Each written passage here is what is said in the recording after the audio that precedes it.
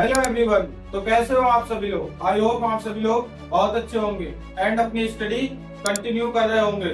Now today we are going to start class 12 physics chapter 1 electric charge and field lecture 9। Now lecture 8 में हमने electric dipole and torque study किया था। Now इस lecture में हम Gauss law and Gauss law की application study करेंगे। Now start करते हैं गॉस लॉ। तो गॉस लॉ क्या होता है? The net electric flux through a closed surface is 1 by epsilon naught times is net charge enclosed by the surface। तो Gauss law क्या होता है? टोटल फ्लक्स होता है उस बॉडी का, वो 1 by epsilon naught टाइम्स होता है उस बॉडी के टोटल इनक्लोज चार्ज के। तो इसे फाई ई इक्वल टू क्या हो जाएगा? 1 upon epsilon not into Q enclose. Q enclose तो 1 upon epsilon nought q enclose, इस बॉडी का मान लिया टोटल क्या है क्यू इनटू क्यू। तो फाई इक्वल टू क्या हो गया? ई डॉट ए। फाई क्या है? फ्लक्स, तो फ्लक्स को लिख सकते हैं E dot A equal to क्या हो जाएगा? Q upon epsilon nought q enclose by epsilon nought. ये हो गया हमारा Gauss law. Now next topic है एप्लीकेशन ऑफ गॉस लॉ। तो अब ये गॉस लॉ की एप्लीकेशन को स्टडी करेंगे। तो फर्स्ट है electric field due to a infinite long uniform charge wire. एक infinite long uniform charge wire की वजह से इलेक्ट्रिक फील्ड फाइंड करेंगे हेल्प ऑफ गॉस लॉ। तो हमने कंसीडर कर लिया, let us consider a uniformly charge infinite wire. Uniformly charge infinite wire ये हमने कंसीडर कर लिया ऑफ चार्ज प्लस क्यू, जिस पर uniformly plus Q charge distributed and the linear charge density of wire lambda. And इस wire की linear charge density क्या है? लैम्डा। एंड इस वायर की लीनियर चार्ज डेंसिटी है lambda. We have to find electric field at perpendicular distance R from wire. तो हमें electric field find करनी है इस वायर से परपेंडिकुलर डिस्टेंस आर पर, जो वायर से आर डिस्टेंस पर प्लेस्ड है। Perpendicular distance from R wire.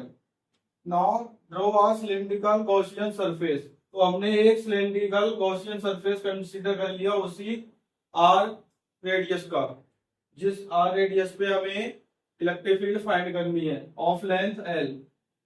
L length का हमने एक गॉसियन सिलिंड्रिकल सरफेस ड्रॉ कर लिया बाय द गॉस लॉ। तो गॉस लॉ क्या है?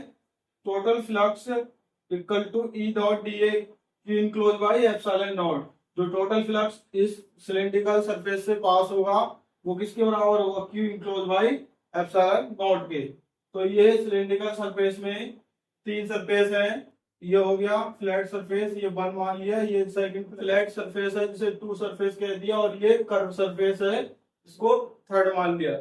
इधर डायरेक्शन में है एंड एरिया वेक्टर की डायरेक्शन ये दोनों एक दूसरे के 90 डिग्री एंगल पर सेपरेटेड है। इसी प्रकार से फ्लैट सरफेस पे क्या है? Electric field vector and area vector दोनों सेम डायरेक्शन में है। तो यहाँ पर एंगल क्या हो जाएगा? Theta equal to 0। And flat surface पे सेकंड पे क्या है? Electric field vector and area vector क्या है? एक दूसरे के परपेंडिकुलर। तो यहाँ एंगल क्या है? 90 डिग्री। तो हम अब गॉस लॉ की हेल्प से इस आर पॉइंट पर इलेक्ट्रिक फील्ड फाइंड करेंगे।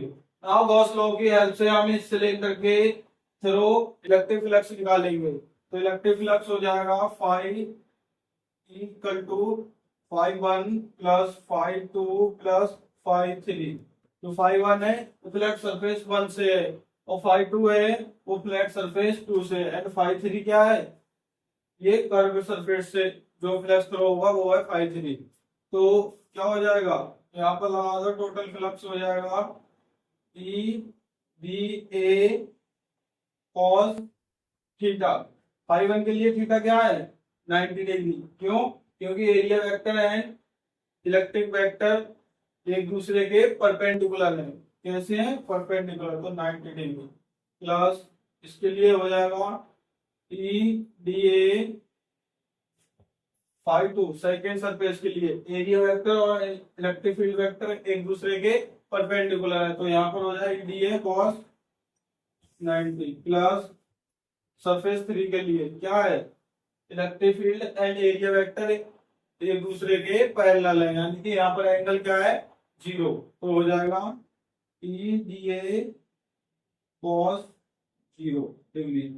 तो यहाँ cos 90 की वैल्यू क्या होती है, 0। cos 90 की वैल्यू क्या होती है, 0। इधर भी cos 90 की वैल्यू होती है 0। तो ये हो गया 0, ये भी हो गया 0। तो ये हो गया ई डी ए cos 0।